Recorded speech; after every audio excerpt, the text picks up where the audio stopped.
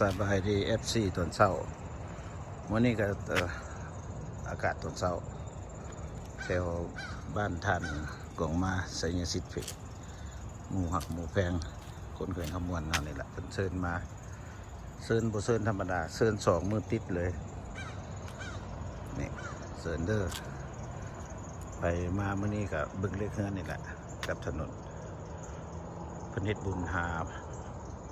พ่อแม่เพิ่นนี่โอ้คือหาดเพิ่นบ่ธรรมดาอันนี้ตอนเช้าแล้วนี่ยังบ่มีแขกคนมามีแต่พี่น้อง4-5 คนเดินกล้าเตรียมโอ้ยเพิ่นคือส่วนเพิ่นคือเฮ็ดงามแท้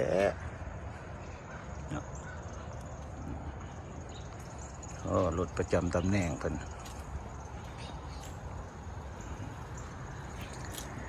ตัวนี้นี่คือซีเมนต์เฮ็ดใหม่ไฮเวย์นี่ตัวทางเขานี่ตอนคุณน้อยมาส่วน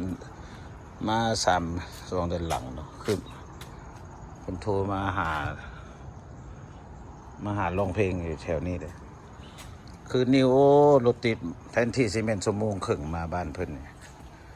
ดันเข้าไป2 ชั่วโมงครึ่งติดอยู่495แต่ส่วนมื้อนี้ก็เพิ่นก็บ่ได้ปลูกได้ฝังแล้วดูใบไม้ร่นคันสิว่าอะไรนี่ดิเคยมาเอาพักเอาหยังอยู่แถวเพิ่นนี่แหละบ่ได้มีก็มาเก็บอยู่แถวนี้แหละนี่ผักโดยเฉพาะนี่ดิผักนอกผักอีสานปีนี้เพิ่นบ่ได้เฮ็ดทางด้านปลูกฝังหลายที่จริงแล้วโอ้ยสู่ปีจนข้านเอาแล้วขน้อยนะมาเอาเนี่ยบ่ได้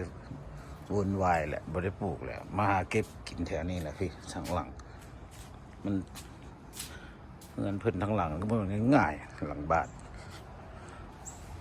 เพราะว่าเมื่อคืนนี้ก็เต็มอยู่แถวนึงทางลงเบสเมนต์ร้องเพลงยามใหญ่พุดโอ้พวกนี้กินยังตั้งนี่เสยนั่นเอ๊ะตุนกี่หุ่นนี่ส่วนหลายมาเก็บเอาแถวนี้แหละนี่มาไปสั่งเพิ่นหมดแล้วบ่จักละหลังบ้านนี่เอามาให้เบิ่งหลังบ้านท่านกองมาจะขึ้นไปเบิ่งเนาะพอสเพิ่นเสียทางในแท้โอ้เพิ่นแม่ครัวกำลังคึกกึกโอ้ยมาถามสบายดีแม่ครัวนี่ก่อนสบายดีตอนเช้าโอ้ยถามแม่ครัวขนาดบ่แต่งยังงามอยู่แม่ครัวน่ะขอบใจบ่แม่นหยังมาตลาดใดไงมาแต่แคนาดาป่ะโอ้สบายได้ยินอยู่เจ้าอยู่ใกล้นายกาโฟเนาะแม่นบ่กาโฟบัฟโลนี่ล่ะเห็นผัวจะลมกับท่านทูตคืนนี้โอเคเพื่อนกันครับ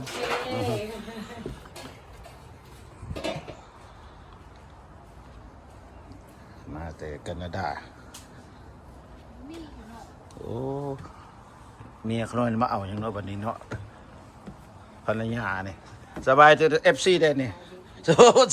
สบายคุณนุบคักโอ้เมียก็น้อยตื่นแต่6 โมงครึ่งมาได้เนี่ยกาเตียนแขกคน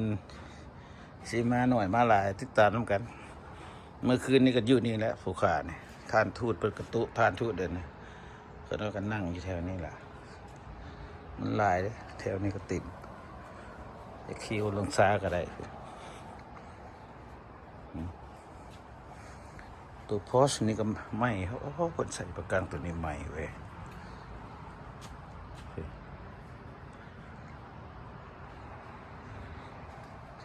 คัน4 คนนะพอดีงามมาส่วนหลายแล้วนั่งอยู่นี้กินเบียร์อยู่นี่แหละเนี่ยกินเบียร์เมาแล้วก็ไปร้องเพลงมีอย่างนะมาเฮือนนั่นเศรษฐีนี่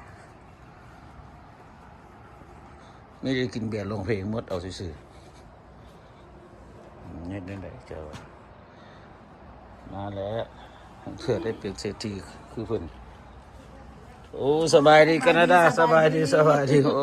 เริ่มเลยเฮ้ยเมียอันนั้นโอ้หัวหน้าใหญ่ได้เพิ่นยิ้มอยู่เมื่อคืนนี่บ่ได้มาหัวหน้าไม่กลัวโอ้คุมพุ่นแล้วหัวหน้าคุมบ่ได้หั่น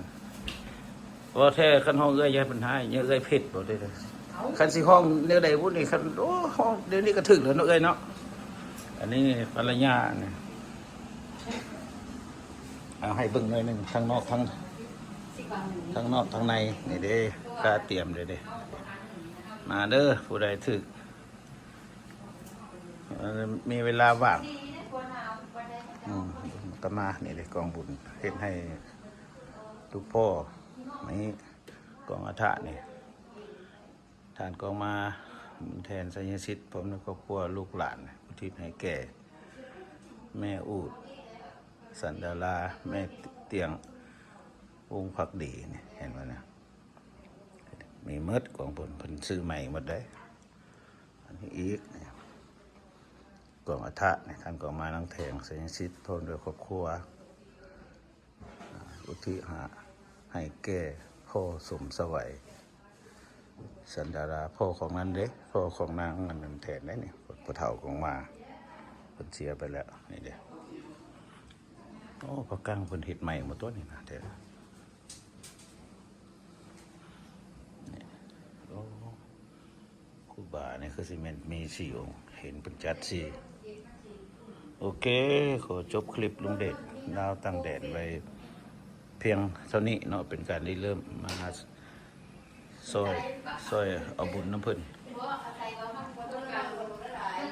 ซอยเอาบุญน้ำเพิ่นเพิ่นให้มาเด้นี่แหละนอนพี่เลยก็สั่นโอ้นี่เอา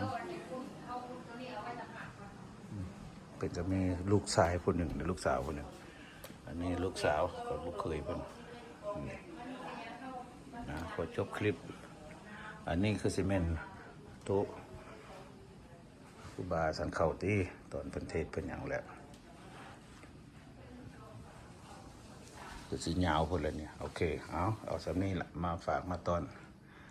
ขอให้ทุกท่านสุขดีมีทรัพย์ทุกทนาซอยเข้ามาคลิกไลค์คลิกแชร์ลุงเดชลาวต่างแดนนี่เลยพอได้มีเงินเดินทางใส่น้ำมันนี่แหละโอเคบาย